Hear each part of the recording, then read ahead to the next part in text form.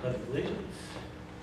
I pledge allegiance to the flag of the United States of America and to the republic for which it stands, one nation, under God, indivisible, with liberty and justice for all.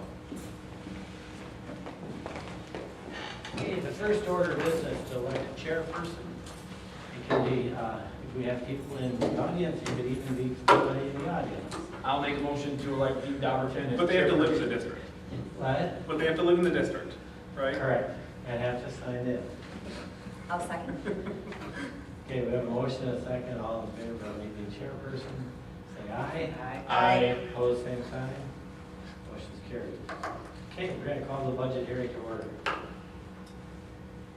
All right, Sherry, All right. you're up. It's on.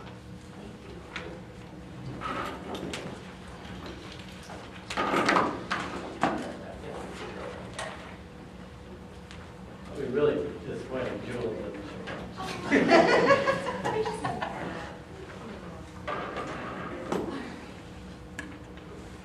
So thank you for coming tonight. I do appreciate seeing all of your faces here. I'm Sherry McGregor, business manager here at Merton. And I have to apologize, I've been fighting a bad cold these last couple of days. So please, if something doesn't make sense, Ron, please feel free to jump in at any time. And please feel free to ask questions as we're going along, okay? So some of this stuff is going to look kind of familiar. You've seen it at the preliminary budget hearing already. It's going to be a little bit more detailed to it and just a couple tweaks to the numbers so far. So this budget was developed over the summer a little bit more, and then it was actually published at August 22nd in the Lake Country Reporter. And that's one of the handouts you have is the official budget publication notice. So let's go over the agenda for tonight. We're going to be looking at some of our budget development dates, which is coming up here in September and October. Very important. Talk about some budget assumptions. Go into our fund balance, where it is today, where we expect it to go this next year. Talk about our membership numbers and our revenue limit. And then we'll look at our revenues in total for the year. And then we'll talk a little bit about the decreasing state aid that we've had. And then we'll go into all of the expenses for all of our funds in total. And then we'll break it down and look at it by the general fund expenses. Then we'll look at Fund 73, which we don't talk a lot about, so I'll give you an update on where that's going. And then the important one, our proposed tax levy for this year. Okay? So I will always start with the guiding principles, which truly the budget is based off of our new mission statement. So I'm so excited to share that. It's put together this year by our strategic planning team, and it is that the Merton Community School District will foster academic excellence while inspiring curiosity and personal growth. So that is what I like to start as the basis for the budget. And then during that process, you know, that community members were involved, there was staff, there was administration, and they put together some main objectives for the facilities and finances. So I just wanted to highlight some of those objectives because I tried to incorporate those into this budget. So first and foremost is maintaining and developing the facilities and in a clean and safe environment. And then we're also looking at our technology, that we're evaluating our networks, making sure that it can support our teaching and learning and all of our district operations. And then a little bit more to the budget side of things to enhance our financial operations, make them more efficient and transparency for our stakeholders. So I hope that you get a sense of that throughout this presentation. So our upcoming budget day, it's very important here in September. On the 21st is our membership count. And this will directly impact our revenue limit of how much revenue we can receive from two sources, basically, our equalization aid and our property taxes. So based on that number, things will change. And it also helped me update our open enrollment numbers, students coming in and going out. It'll give me a better look. That can continue to happen throughout the school year, but it'll give me a real good starting place to get that number updated. And then come in October on the 1st, then the Department of Revenue is going to certify the property tax values, property revenue values. And then on October 15th, the DPI will certify our general state aid. So those numbers are still to come, and that's why on October 29th, when the school board meets again to certify our final tax levy, those numbers you'll see is a little bit different from tonight, but it should be pretty close. All right, budget assumptions. You probably remember some of these. We offered a 2.5% increase in salaries for teachers this year, along with a 2.13% increase for administrators and support staff. Another great thing is we were able to hold the premium increase to a 0.16% by changing carriers from WEA Trust to United Healthcare. We were also able to keep the option of providing tuition rates for our staff. That would be $500 for single and $1,000 for family. Scott Walker's biannual budget, he's adding an extra $204 this year. So that equals about $150,000 in additional per pupil categorical aid for us. And then there was another law regarding our revenue limit ceilings. So it went from $9,100 up to $9,400 for this year. Merton was at $9,288, so we got a little bit of an increase, which is wonderful. That'll keep going for quite a few years, all the way through 2023, another increase of 100 each year. Unfortunately, we only receive about, it's less than $3,000 in actual additional funds, though, due to our hold harmless exemption is coming down through that process too. But going forward, we'll see more revenue, and it'll be a really positive thing. It's just this year we're not seeing the great effects of it. Estimated property values at 5%, and I just received an email. They're trending right about 4% as the state average. So I think 5% is really reasonable because Merton is generally a little bit higher than the state average. I'm excited. We're remaining debt-free. We paid off our last debt payment in April of this year, 2018. So we're continuing to remain debt-free, and we have saved over $1 million in Fund 41, over $600,000 in Fund 46 for some future capital expenditures. Our food service program was a wonderful turnaround. Last year we lost about $30,000. This year we actually had a profit of about $40,000, so it's a huge swing. And of course that's due to going with Chartwell's and sharing food service director with Heartland Lakeside, which we'll continue to do in the future. We joined the National School Lunch Program. And so we don't intend to keep building up that fund. We will use those funds, buying new equipment, putting some new flooring in, possibly in the cafeteria. So that money will come back to the school here real soon. And then lastly, I had shared that new federal regulations that the state is looking for required expenditures by building level per pupil at each building.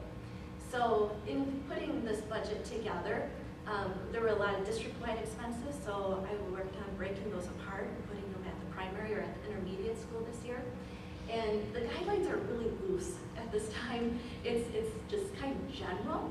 There's no real specifics on it. It's a little bit of do what your district kind of feels is the best way to get this information. So that's what I put together, and I ran a report just to kind of see where we were coming out. And right now we have about $200,000 more in expenditures at the primary school, which actually makes sense because we have the large playground with the equipment and the site, which comes a little over $200,000 that we're spending a little bit heavier over there than we are at the intermediate school. So I tried to be very cognizant of the fact that this was going to be reported, and I think we're looking pretty good based on very loose regulations. I'm sure that they'll come out with more because we'll have to report on it in December, but they don't have any reports at this time. All right, so general fund balance. I just wanted to re-emphasize that fund balance is not our cash balance. It truly is the difference between our assets and our liabilities. So the auditors like to see a district has a healthy financial position, about 28 to 30%. And we're, after this year, I spent only about $5,000 this last year. We're at about 31.5%. So with this budget, I'm planning to spend a little over $125,000, which on one-time projects, and that will bring our fund balance down to 29.5%. Okay. All right, membership. So as I said a little bit before, the revenue limit controls our general aid and our property taxes. And our membership number directly impacts that revenue limit. So when we had put this together a little while ago, we were anticipating declining enrollment. So as we're looking at school starting now, and running a couple projections, I ran one to see what it would look like if we actually remained stable, which I think is going to be closer where we come out, but I'm not going to know that until the count on September 21st. So if we would remain stable, we'll actually lose about $90,000, which really is okay. We can take it from our fund balance, or we can use and pay for the playground equipment out of Fund 41. We can do something like that and move it around, so it's not going to be a problem, but that's just something that's happening with this declining membership. We're losing some of our hold harmless exemptions there, and it's going to impact us in the short term, but eventually as the students' enrollment increases, we'll see a real positive rebound from it. All right, so this is our general fund everything. As I said, tax levy, equalization aid, those two parts are controlled by that revenue limit, and that is essentially right about 83% of our budget. So then you look at the next, the largest is the open enrollment. Those are the students coming into our district, and Ron has been doing a great job at keeping that percentage a lot higher than our students going out. So it's healthy and good to see. In this chart, does the open enrollment represent the total for all open enrollment in and out, or just the No. positive? Just the ones coming in. This is only our revenue side of it. Our other state revenue will be including our categorical aid, which I mentioned, in Scott Walker's budget, along with our Department of Justice grants that we applied for, some of our safety improvements for this year, as our transportation aids, common school, fund library aid, those types of things. In our other category, it's a little higher this year than in the past. That is due to, I have the PTO donation in here. They had pledged $50,000 to go towards our new playground equipment and the surface, so that got put in here, along with our student fees like normal and some of our interest. And then the really small purple sliver is our federal aid. So that's our Title 1, 2, 3, and 4 grants that we receive very small amounts of money on.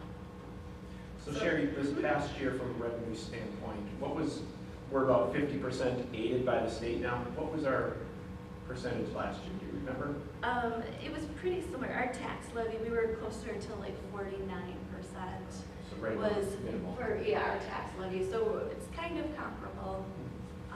But we're still increasing as the taxpayers are still, we're going towards an area of taxpayers paying more as we're going. So part of that is the equalization aid, and I just wanted to point out that our aid has been decreasing, as you can see on the chart, for a number of years. And that is just really simply because Merton is a richer district than the rest of the state. And there's that inverse relationship. So the richer we are, the less aid we get, because the aid is to be dispersed amongst the entire state and creating roughly the same per member amount for the students. So our estimated aid for this year is a little over $3 million. And so basically you take that revenue limit, you minus our aid, we have a little over $4.6 million that is projected to be paid by the property taxpayers. Sorry about that. Okay, so this is overall what all of our expenditures are going to be for all of our funds here at the district. And this is actually what the board will be asked to approve for later on this evening. So we could kind of switch directions here and just kind of take a deeper look into what some of these expenditures are. And before I go, I'll point out debt service there is all zero. So that's something nice to see. So this is specifically our general fund. This would be our Fund 10. And as you can see on here, salary and benefits are the two things that make up the largest amount of our budget. The total on that is about 65%.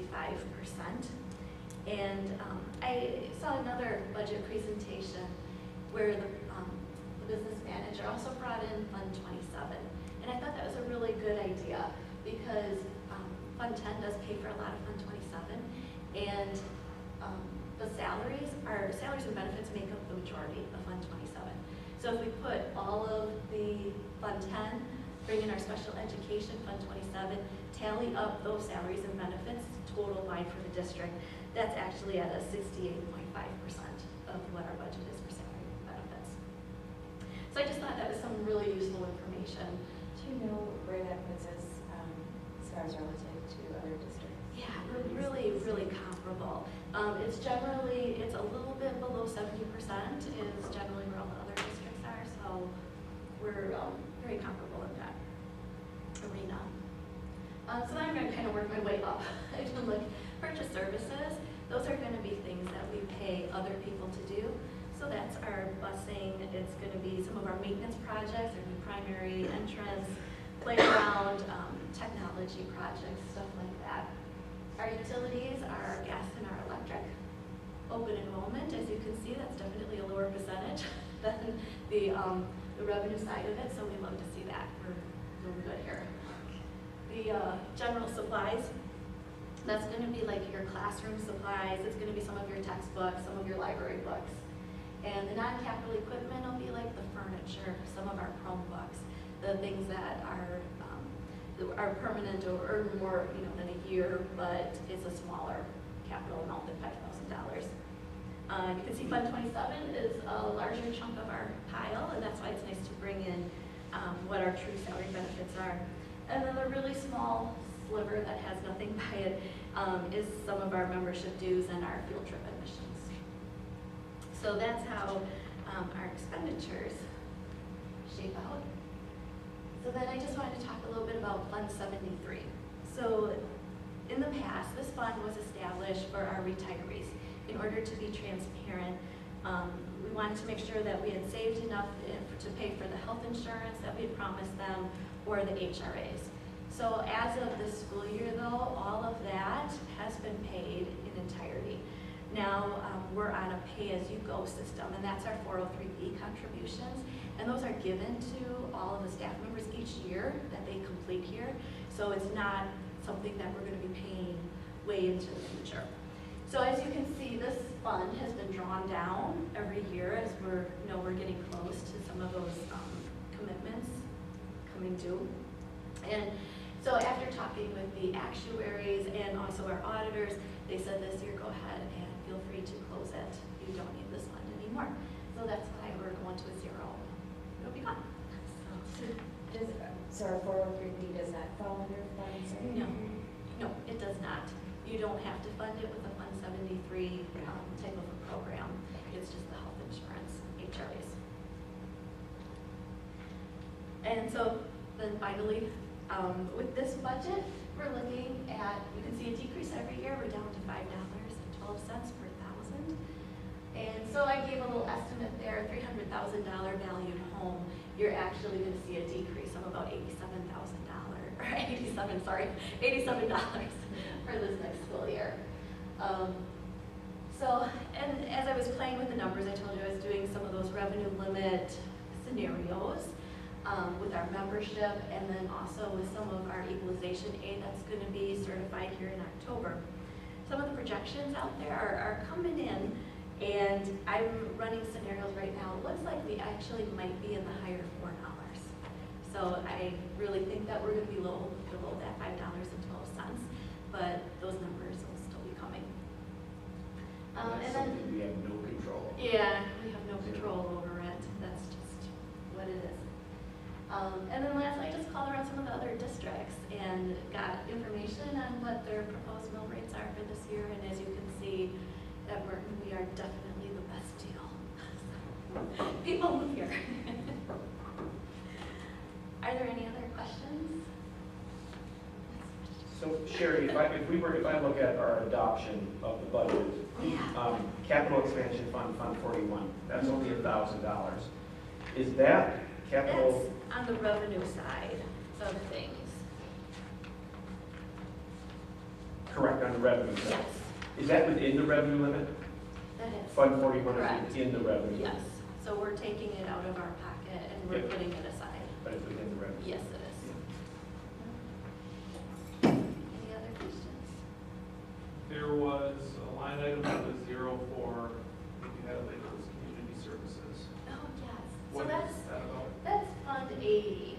And we are able to actually, that would be outside of the revenue limit.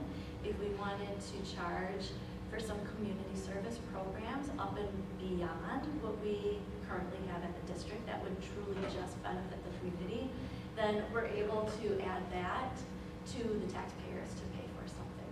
So that would be like adult education maybe, that people would come in and there was a financial seminar or something that we would be paying somebody to run. And then we couldn't charge anything that would be normal expenditures to the district, like our lighting or facilities or anything like that. It truly is for expenses above and beyond of a community service that we're doing. Like if you were gonna have a rec center or that kind of stuff. Yeah, Run through the exactly. school, it would come there. Yeah, exactly. And that's Yep. outside the revenue limit. Right, so you charge the okay. tax. You have the Which option. it makes to sense charge. because it's not for students. Correct. Right. Yep. Mhm. Some school districts get very liberal with that funding. Well, they've really clamped down on it over the years. It's very, very carefully watched. And DPI is really, over the years, they have made it much more difficult for anybody to charge things in there that shouldn't be. So we would be very careful. Do you happen to know, or have the numbers in front of you, what the difference is between, as a dollar amount, for open enrollment in versus out? I mean, the percentages were obviously different, but they were percentages off of different numbers, so Right. that have to be matched with your charts. So But it's a balanced budget. if you could just give me a moment to pull these. I do have this information. I just have to find where it is at. Okay, so dollars going out are $410,000. Okay. We're paying other districts to educate our residents. And money coming in, look. Yeah. Yeah, I mean, as of As of whenever we remember. Yeah, you know, Proposed budget. I think, I don't have that exact number here, but it was in the 600,000 Okay. area. So about 20,000. Yeah, it's right about there. I can get you exact numbers No, that's, if you want. I don't need exact numbers. but that would be a good question once everything comes in from a third Friday count. Yeah, Because because that'll give me a much better estimate of what we've we're got a looking lot at. of late open enrollees Mhm. coming in. When I say a lot, maybe 7 or 8, which is $50,000. Yeah. Mhm. At least. And the proposed budget is levying to the max amount, but the Correct. mill rate is decreasing just because property tax, or property value is increased. Well, and our student count is projected to go down too, so that's also bringing Sure. it down. That's bringing the total dollar amount that you Yes. can levy down, but the mill rate is decreasing because of property tax, Mhm. or property value is increasing. Property values. There's a lot of things that go into the calculation. It's not quite Sure. as simple as that. But I could walk you through maybe the revenue limit worksheet in the future, and that might help answer some of those questions. But it's a 3-page worksheet, and so there's a lot of numbers that actually go into that. Yeah. So I don't want to simplify it too much. But you know, Phil, at the finance committee, we can certainly run through that in October as we really begin to get those final numbers. So that's Yeah. a good idea, because I don't know that Kris necessarily has a full understanding of that yet either. Mhm. Maybe he does, I don't know. Absolutely. And it'll be fun to see where it was today at this budget Yeah. hearing, and then where it actually comes out. You can kind of see where all the numbers are changing. It's fun to follow it. I like it. It's sad, it's sad, but I like it. It's a certain kind of fun. Thank you, Sherry. I Okay. appreciate it. Thank you. Thank you, Sharon.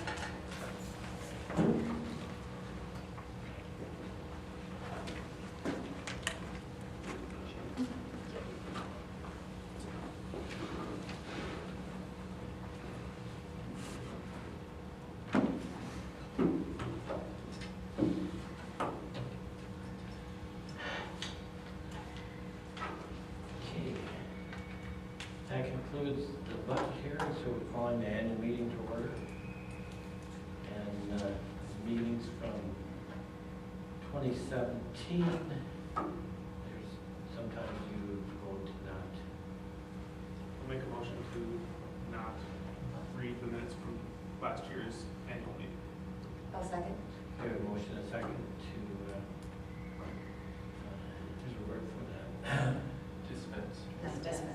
Dispense? Dispense, yeah, we will dispense. With the reading of the minutes. All in favor, then say aye. Aye. Opposed, same sign. Motion's carried. Okay, we're on to the district administrator. State of the district message. All right. Well, thanks, everybody. But you guys, where you want to stay, we're going to have some things up on the screen. So, all right, so tonight what we want to do is just kind of highlight some of the areas that the district is going to be focusing in on in this upcoming year. Like Sherry mentioned before, we now have a strategic plan which is guiding many of our actions, and we'll highlight each of those key areas that we worked on this past school year. So that's what we're going to do. Our first key area is teaching and learning.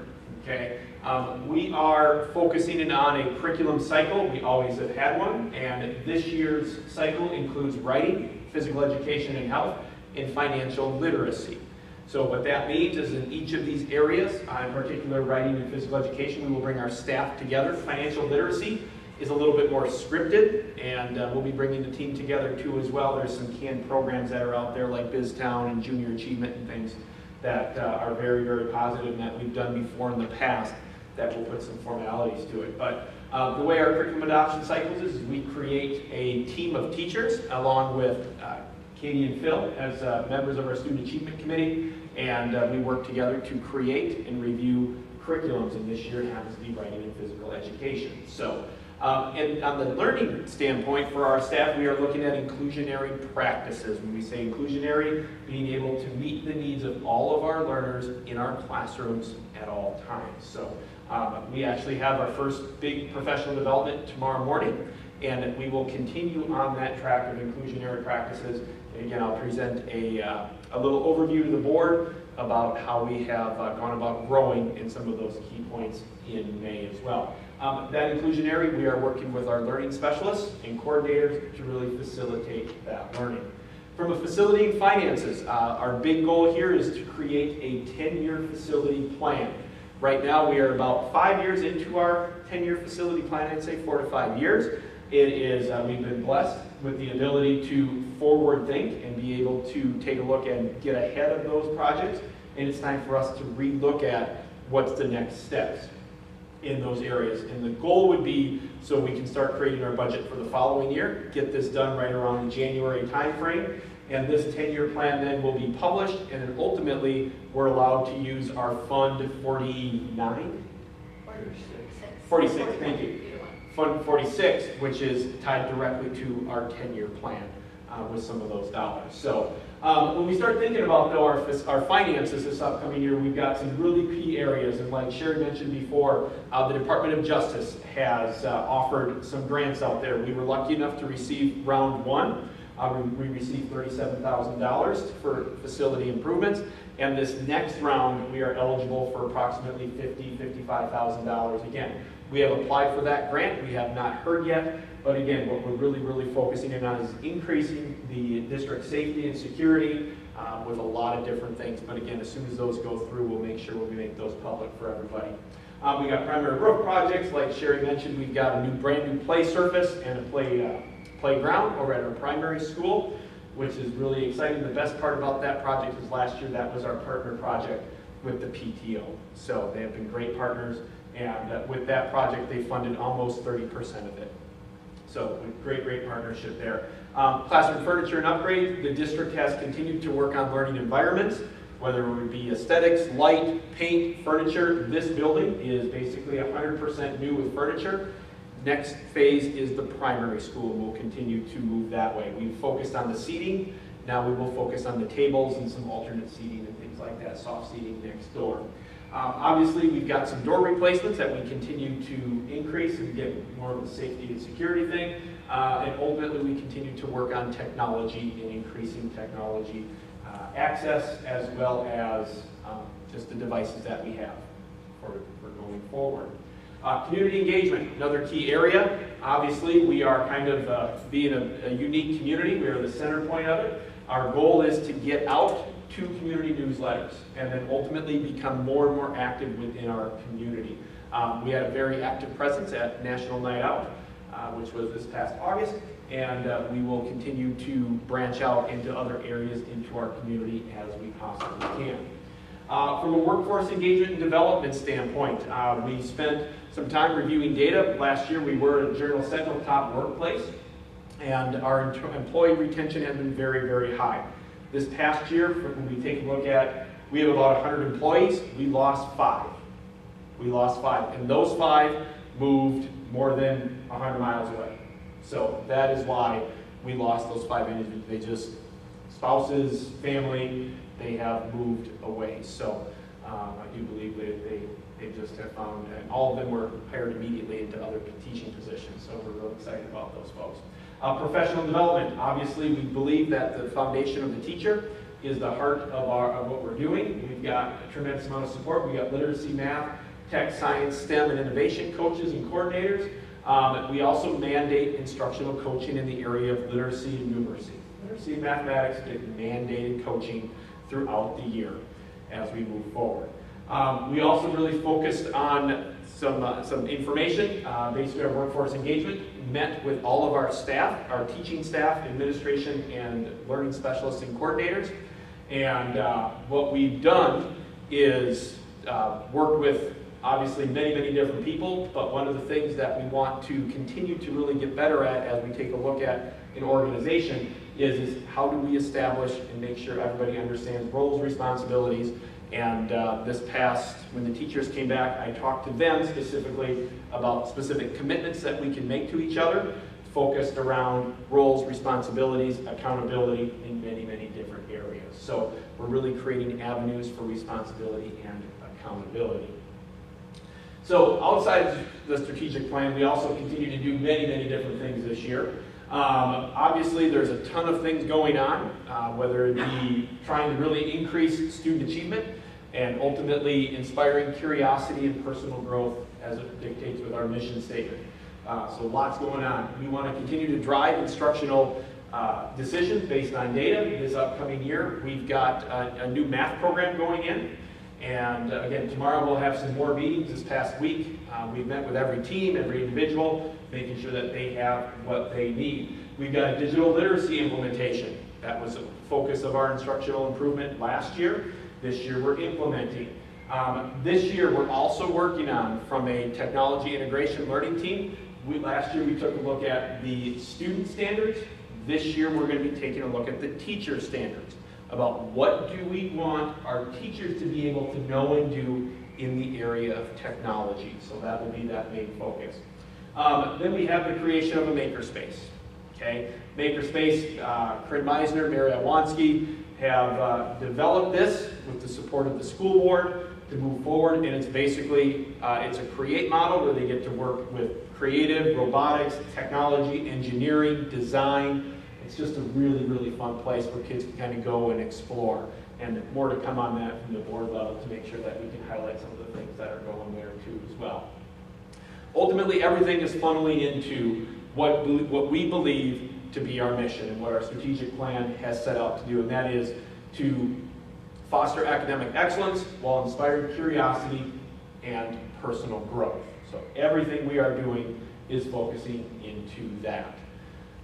There's lots going on. Our indicators continue to move up, but our community engagement from an open enrollment side, that was asked before, the students who were all with us last year, not one of them have chosen another public school. So students who were here from 4K through 7th grade, every one of them, from an open enrollment standpoint, we didn't lose one to open enrollment who was here last year. So that's a really, really good engagement indicator from our families too as well. So, and as usual, if anybody has any questions, I'm available. And does anybody have any questions now? All right, thanks everybody. I actually do have a question. Yep. So, since we do, and you do this presentation every year, did you approach it differently this year or present it differently based on now, because we do have a strategic plan and these values and vision, that, so is that the foundation we're now viewing everything through? Correct. Yep. All of our conversations come back to, is this part of our mission, part of our vision, or part of our values? So that is what we continue to work ourselves around. When we talk about workforce engagement, about getting people to really buy into our mission, we talk about what are the district values, what are the district visions, and what's the district mission. Actually, when we talk about professional development, too, one of our Mustang University courses is called Merton Strong, and it really focuses on what our values are from that standpoint. But this now is set the course. Like next year, it will look very, very similar because we have new strategic areas that we're going to be working through in the area of teaching and learning. Next year is reading and art, I do believe. From the learning standpoint, we're going to be, I can't recall off the top of my head what we're focusing in on, but every year we'll bring the strategic planning team back, or those committees, to then help us set some directions and we can refocus on what those goals are for the next 5 years. Yep. So really, we now have that strong foundation that's going to continue to guide our work through 2023. All right, thank you. Okay, we are on to approval of salaries for school board members. We currently get $850 per year.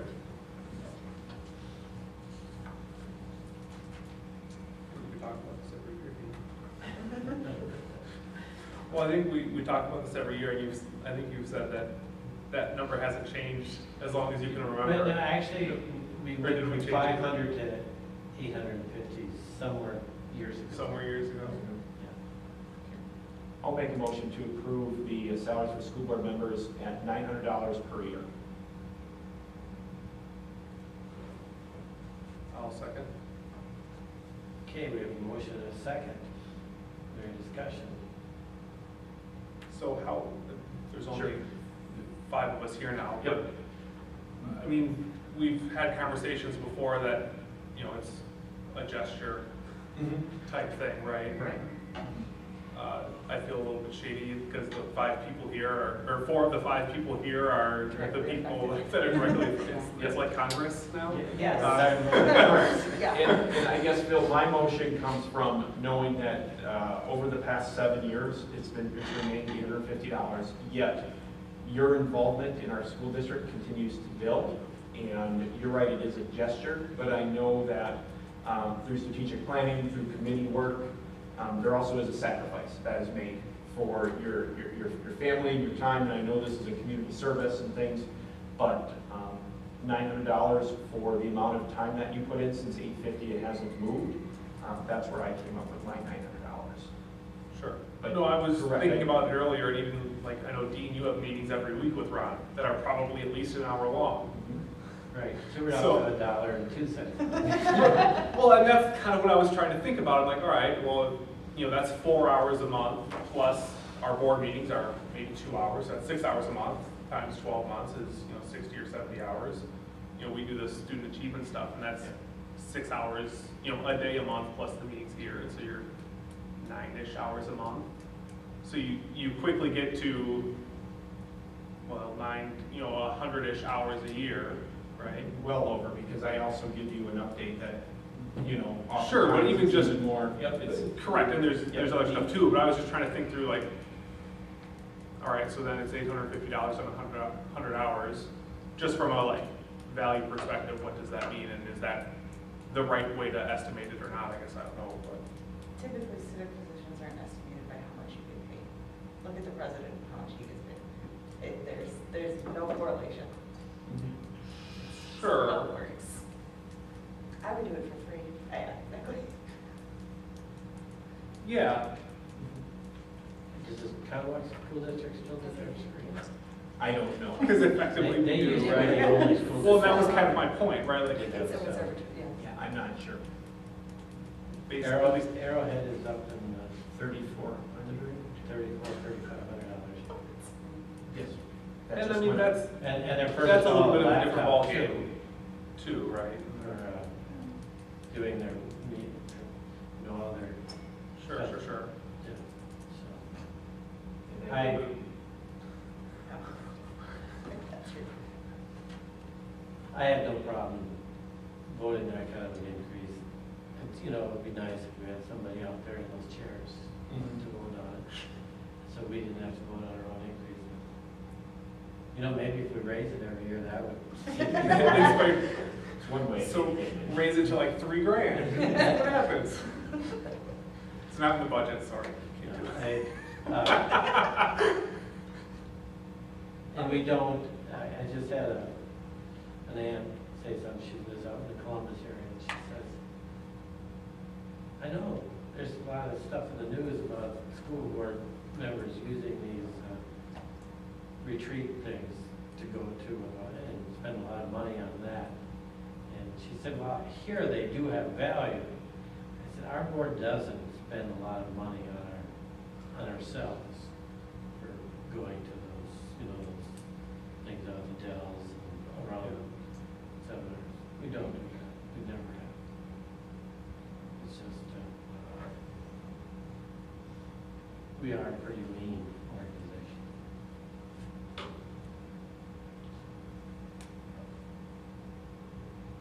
I would be fine too with no increase though. Or, I don't know. Well, we got a It's, I motion. just. We got a motion. Yeah, Is there a motion, a second, is there any other discussion? We can vote it down if we want. Okay, all in favor then say aye. Aye. Opposed, same sign. I would probably say aye on opposing, just to, For record, say aye. I would go back. I can make a motion, but why don't you? Aye. Or, what would you, okay, so. It's 1 to 4.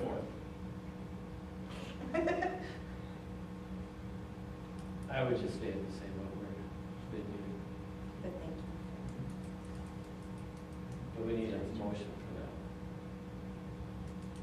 I make a motion to keep the board member pay at $850 a year. We have a motion, we have a second. I'll second. Any discussion? All in favor then say aye. Aye. Opposed, same sign? No. Okay. I think it's passed. Yes. Okay. And we are on to adopting the tax levy. I will make a motion to recommend the annual levy be established at $4,692,562 for the general fund, Fund 10. $0 in non-referendum debt service, Fund 38. $0 in referendum debt service, Fund 39. $1,000 in capital expansion, Fund 41. $0 in community service fund, 80, for a total levy of $4,693,562. I'll second. Okay, we have a motion and a second. Any discussion, questions? All in favor then say aye. Aye. Opposed, same sign. Motion's carried. Okay, we're setting a date for next year.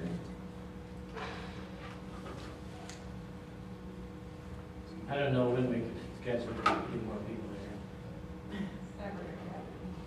No one ever comes to the meetings, so. So do we want to stay with the correlating date? That's fine with me. Tuesday, 7 o'clock again? Sure. September 10th. September 10th, is that what it is, Stephanie? Okay. Sounds good. Is that a motion, Dean, or is that just an established date? It's consensus. Consensus? Consensus. Okay, new business. Sure. The district does not have anything to sell or dispose of, materials. Ultimately, too, the state of Wisconsin has eliminated that provision to be an annual meeting event as well. So we keep it on there just as a courtesy if we ever would, just to kind of give you guys, but nothing of substance this past year that was to be reported. From Fund 73, we reported out Fund 73 at our budget hearing meeting. So we have then fulfilled our 2005 Wisconsin Act 99 requirements by doing that at the budget hearing. So do we still have to make a motion with regards to disposable and unused materials? Or There just wouldn't be any. leave it? Nope. No, done. We don't have any. Yep. Didn't know if we had to recognize it. Okay. Okay, so we're on to approving the minutes from this meeting here.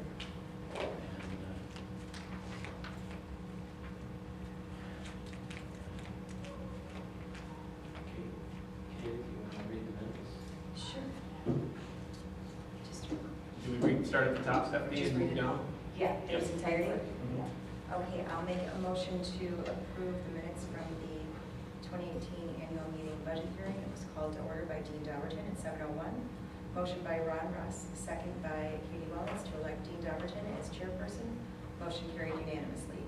Dean Dobbertin called the budget hearing to order at 7:03. Dean Dobbertin called the annual meeting to order at 7:26. Motion by Phil Spindler, second by Katie Welnetz to dispense the reading of the annual meeting's minutes of Tuesday, September 12, 2017 at 7:30. Motion carried unanimously. Motion by Ron Russ, second by Phil Spindler to retain the school board members' salaries at the current rate of $850 per year. Motion carried 1-4. Should be two, sorry, two. Should be $900. Ron's proposed 900, Correct. and that was voted down. And That was then it voted down 1-4. Yes. Thank you, yes. Second motion by Jennifer Neuman for the current rate of $850 per year to be maintained. Second by Dean Dobbertin. That motion was passed 4-1. Motion by Ron Ross, second by Katie Welnetz to approve that the annual levy be established at $4,692,562. General Fund 10, 0 for Fund 38, 0 Fund 39, $1,000 Fund 41, 0 Fund 80. Motion carried unanimously. By consensus of the citizens, the 2019 annual school board meeting will be held at 7 p.m. on September 10th, 2019. Make a motion to approve the annual meeting minutes for 2018 as presented. I'll second. I have a motion and a second.